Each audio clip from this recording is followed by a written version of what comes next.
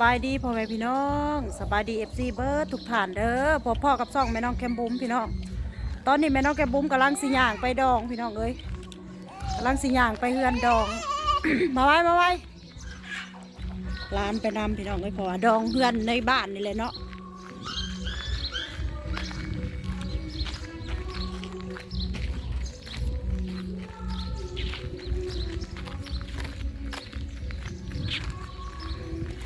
ตอนนี้กำลังย่างพี่น้องสิบอ้าวแพ้นะอ้าวโอ้ยตอนนี้กำลังย่างพี่น้องกำลังย่างไปดองพี่น้องจ้าดองกับดองในบ้านนี่เลยเนาะ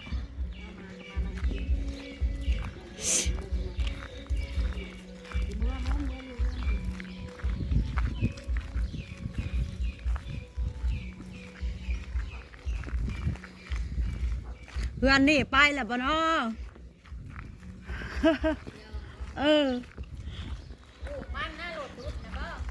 อันไปเบิกนะเบิก2 มื้อเร็ว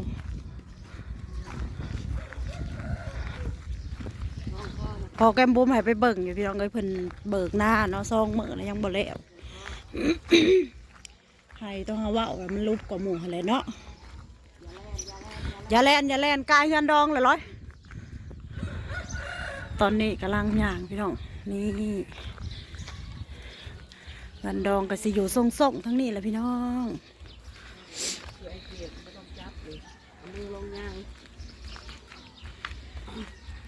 ลาอย่าดื้อเด้อไปน้ำอาน่ะเด้อสบายดีปลาลุงก่อนลูกไว้สบายดีปลาลุงย่างมันนี่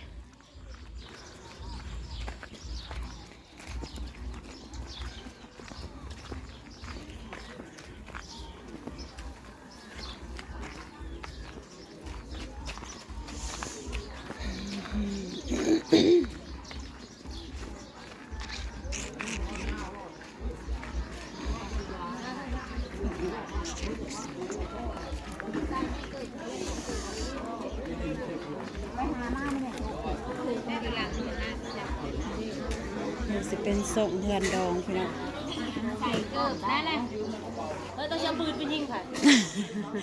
มายิงคนกินข้าว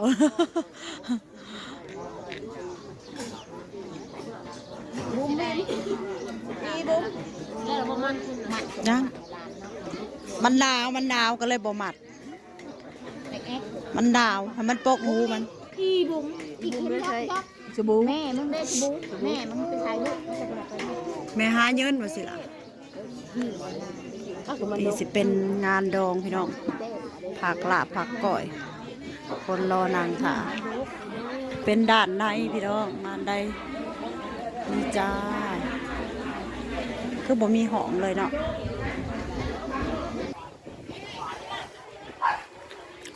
คนเรือโตแหละเนาะสังเกตเบิ่ง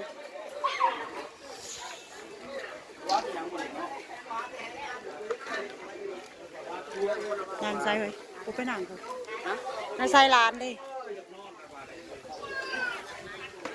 นี่สิเป็นด่านเฮือนครัวพี่น้องนี่จ้าตัวจัดของเบอร์ยองนี่เป็นด่านเฮือนครัวพี่น้องลูกกับลูกด่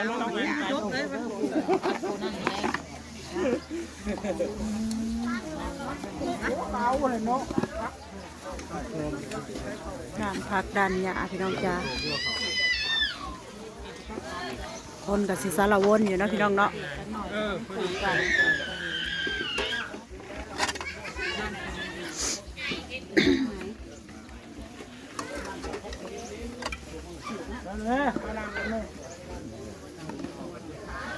ปลาแม่นมาแต่เช้าหัวนี่ตี2 ตี 3โอ้อันนี้คือแกงพี่น้องเอ้ยลำไปลำมาเบิ้งนี่คือแกงพี่น้องการตัวบิ๊กซุปแล้วก็แกงมอนี่แล้วแกงชัดนักย่องมาถ้วยเลยเนาะ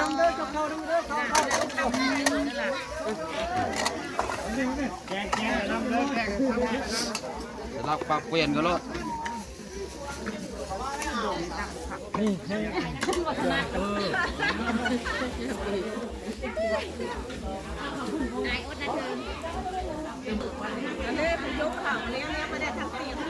คนกินดองก็มีแต่บ้านเฮาเองพี่น้องบ่มีบ้านอื่นเนาะแต่บ้านตัวเอง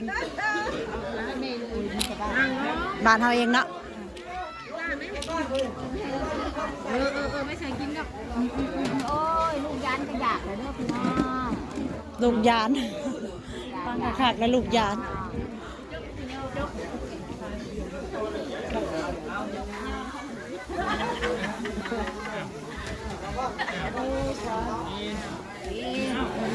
เอามาเองเด้อแกงเขาได้หน่อยแล้วเองมาขี่กันได้ ว่านตังบ่มีบ่หนัง เอาในตัวแกงสาม นางน้ำอ้ายนะนางน้ำอ้ายนะ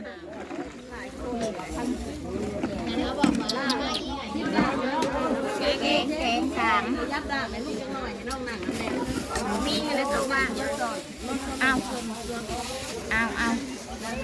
วัดอยู่นะแม่บ่นั่งแม่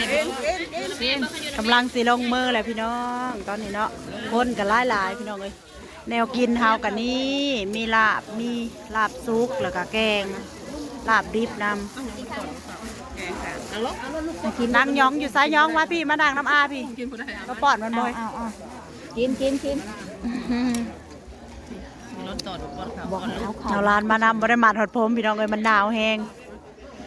ให้มันปกหูแล้วนะมันจังอุ่นเนาะ กินจ้ะ ข้าวเด้อคนเสิร์ฟ เอาลงไปเลย สบายดีพี่น้อง หายเด้อคิดเอ้ย กินข้าวน้ำกันเด้อ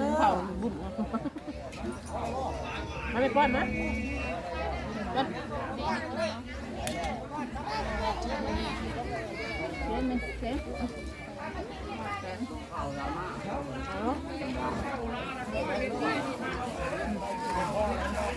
นี่คือพักกระเดาพี่น้อง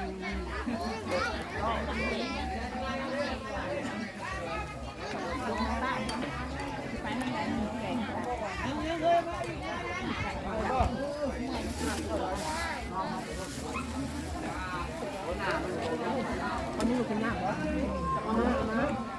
ไอ้นี่กูนั่นว่ากับนี่ว่ามาหากูเลยเด้อต้องไปกินดอกอื่นมาโลดเนี่ยมาก็จอกนั่งลงกินน้ำ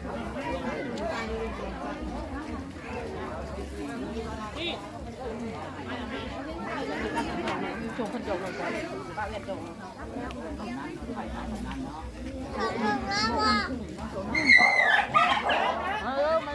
เด้อกินเด้อทั้งนี้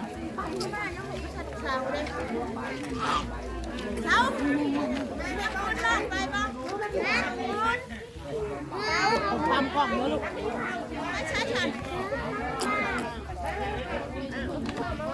มาดูติ๊กพักแล้วติ๊ก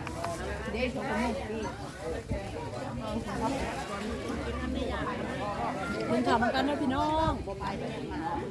คุณสุพล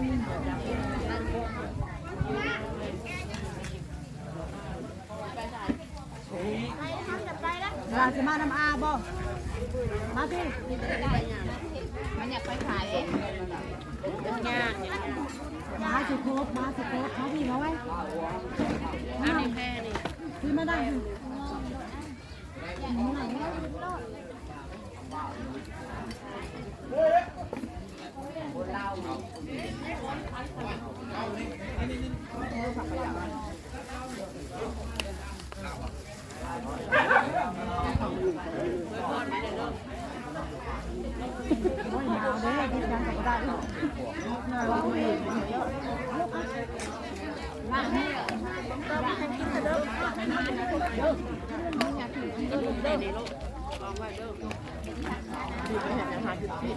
ก่อนลูก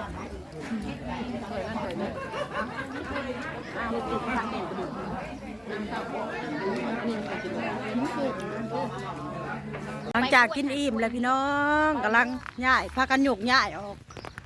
กินอิ่มเป็นอะไรอิ่มบ่ทุกคนถึงห่ออีกผู้ลังคนผู้ทั้งกินทั้งห่อห่ออย่างเดียววะหัวกับมากับมีพี่น้องเลยอะไรเด้อพี่น้องสำหรับคลิปนี้ก็ขอเก็บภาพไปเพียงเท่านี้เด้อ ฝากกดไลค์กดแชร์กดติดตามส่องแม่น้องแก้มบุ๋มคลิปต่อไปเด้อปะลุงเอ้ยผิดพลาดประการใดก็ต้องขอโทษขออภัยหลายๆสบายดีสุขุสุคนสมองสุบอนหนาวแล้วดูแลสุขภาพหน่อยเด้อ